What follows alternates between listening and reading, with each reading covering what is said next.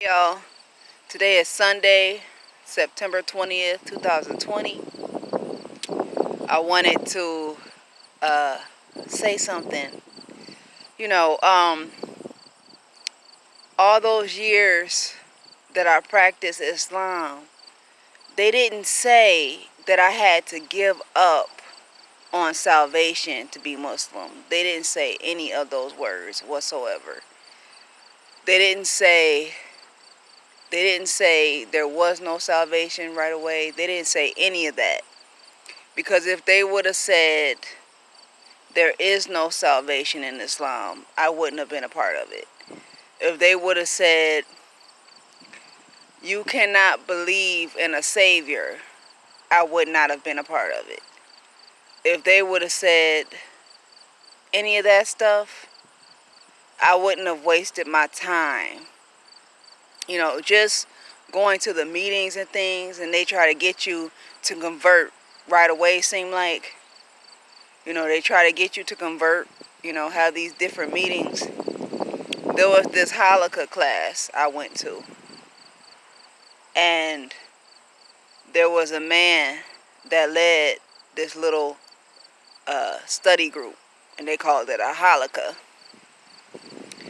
He didn't tell me that I had to leave Christianity. He didn't say that I had to stop believing in salvation. He said abandon shirk. And I didn't understand what shirk was, because shirk is a foreign word. So instead of saying to be Muslim, you cannot believe in Jesus Christ being the Savior, he just said to be Muslim, abandon shirk and believing in one God alone. And, all this stuff sound good, but I didn't really understand in depth what he really meant. So they're telling you have to leave Christianity behind completely to be Muslim. And that's why there are people that do not believe that I'm Muslim or I have ever been Muslim or anything like that. And they don't accept me as Muslim, because I can say I believe in Allah. God has many names, but to say that I reject Christ is a whole nother thing, because I never did. So I'm not rejecting Jesus Christ from my life. But they say you have to completely abandon the idea of Jesus Christ being the Savior. You have to completely leave that in your past, and I never did. So they say, the declaration of faith to become Muslim is called the Shahada. So they say my Shahada, or declaration of faith to becoming Muslim, was null and void from day one.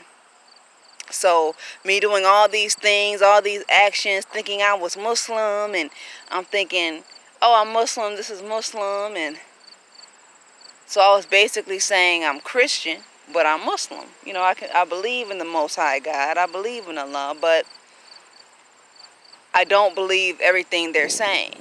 And what they told me, if you don't believe everything they're saying, that's disbelief. And so I disbelieved in many ways according to their religion. So this may be disappointing to people now as time goes on, but I didn't talk to them about what I really felt and what I really believed.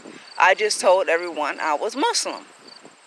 I left it at that, and I would, quote certain phrases or sayings, and I would do the Muslim prayers and dress Islamic. And, the thing is that I learned some beautiful things, but I got harassed a lot, and whether I was Christian or not, people saw me dressed Islamic, and I immediately became a target.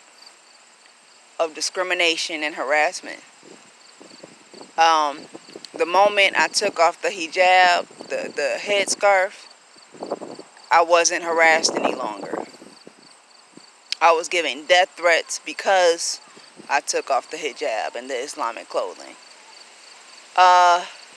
It's sad because I never knew that this was the religion. This is the religion of peace that they call it.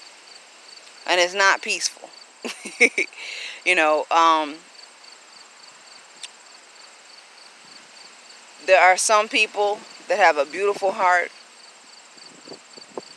and they're Muslim, you know, but I just don't believe the same way you do. And you don't believe the same way I do. But that don't mean we can't live in this world together and exist in peace and harmony. But that's just me, and that's something that I want to talk about. So be safe out there. Bye.